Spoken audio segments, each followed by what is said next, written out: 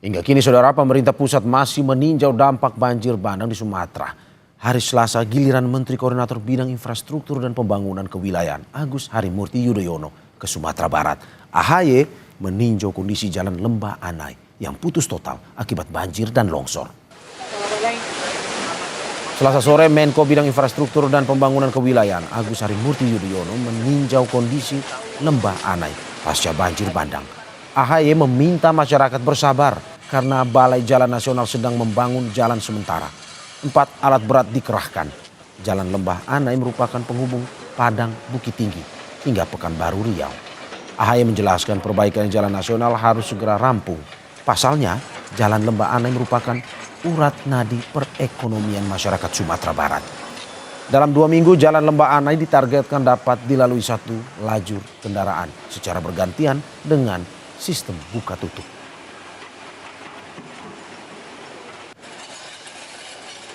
Ruas jalan utama ini terputus, maka bisa dikatakan akan sangat mengganggu bahkan melumpuhkan aktivitas ekonomi.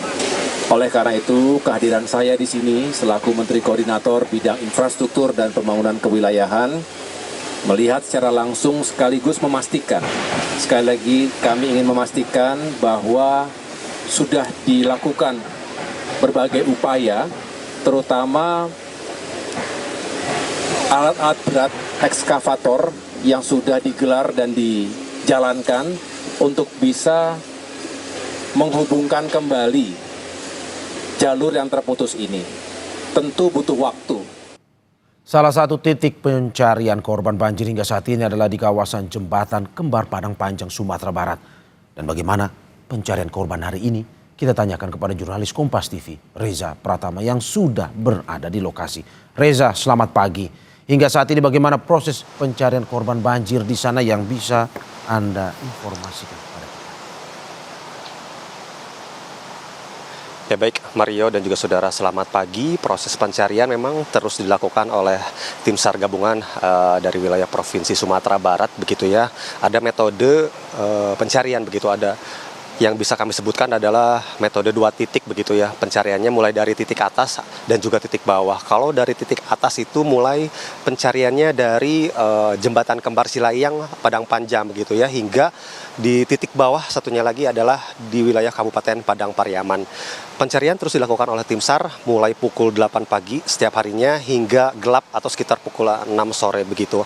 Sehingga saat ini ada 38 orang yang dinyatakan hilang yang memang masih dilakukan pencarian oleh tim SAR, dan 36 orang sudah ditemukan dalam keadaan meninggal dunia, begitu. Kemudian bisa kami gambarkan kalau di belakang saya ini adalah jalan nasional. Juru kamera Abdul Rohim ini akan memperlihatkan jalan tertutup, begitu ya, tertutup oleh longsoran dari tebing, begitu, sehingga memang ini adalah jalan nasional yang menghubungkan ke arah Lembah Anai, kemudian ke Kabupaten Padang Pariaman, dan sebaliknya ke arah Padang Panjang.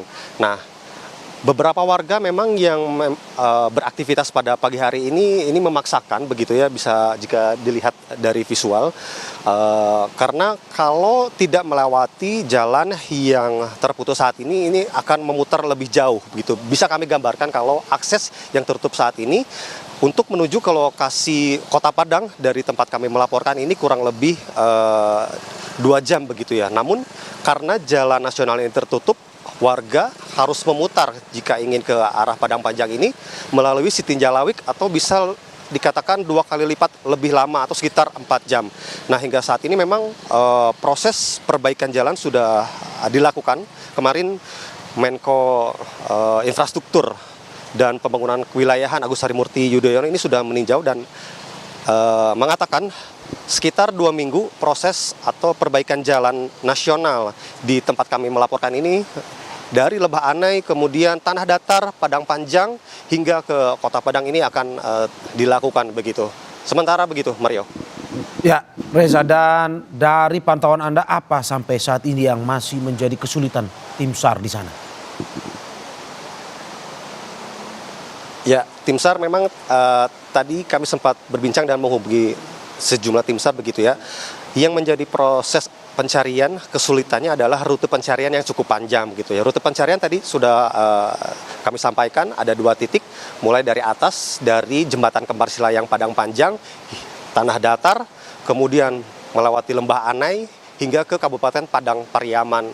Kurang lebih kalau dilihat begitu ya, rute pencariannya itu 3 hingga 4 km, sehingga itu yang menjadi kesulitan dari tim SAR untuk melakukan proses pencarian korban, karena korban yang diduga hanyut begitu ya, terbawa material banjir bandang ini mulai dari jembatan Kembar Padang Panjang, kemudian melewati tanah datar, kemudian melewati Lembah Anai hingga ke Kabupaten Padang Pariaman. Dan itulah yang saat ini masih menjadi kesulitan dari tim SAR, yaitu rute pencariannya yang cukup panjang untuk mencari korban yang hingga saat ini masih belum ditemukan. Sementara itu, Mario, yang bisa kami laporkan. Terima kasih jurnalis Kompas TV Reza Pratama dan juru kamera Abdul Rohim atas laporannya. Utamakan kehati-hatian dalam bertugas. Selamat bekerja kembali.